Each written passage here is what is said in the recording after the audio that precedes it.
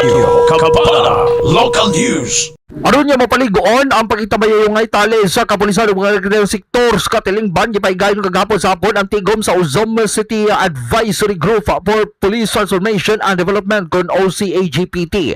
Gipasugdahan kini sa Ozoma City Police Station ang mao nga kalihukan gipangunahan ni OIC Chief of Police Police Major Agustin Gomez Araso kauban ni Deputy Chief of Police Police Major Eurydice Revillas, Investigation and Intelligence Officer Police Captain Alfie P. Sabadukya ug uban pang mga opisyal ug personnel sa PNP Uzamisa.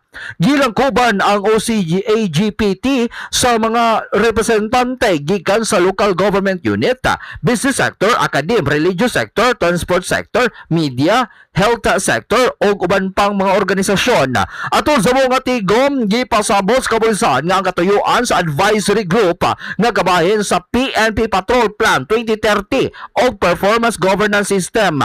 Tumong nini ang pagpalig-on sa partisipasyon sa komunidad isip eksternal nga gabag sa kapulisan o pagpatuman sa mga programa, polisiya o estratehiya aron makabot ang usa ka luwas, malinaw ug progresibong komunidad.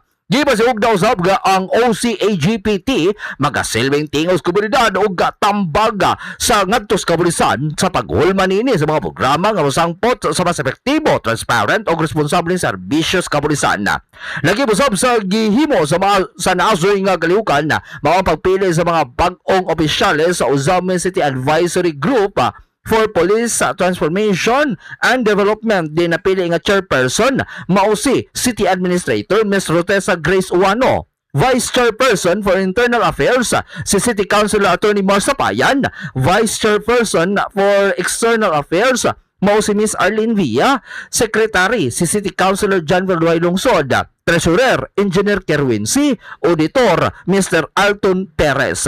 Gilauman nga binaagi sa bagong liderato o sa aktibong partisipasyon sa mga nagkanang sektor, mas mapaligon pa nini ang koordinasyon tali sa PNP Uzamis o sa komunidad sa pagpatuman nini sa mga nanagulang programa nga nagatumong sa kalinaw o kahapsay. Alang sa DXDD, ang Radyo Kampana, ang radyo sa simbahan, kini sa Rubrico 4, Glen Ray Luna, Danag, Sarabuyan. Radio Kapala Local News.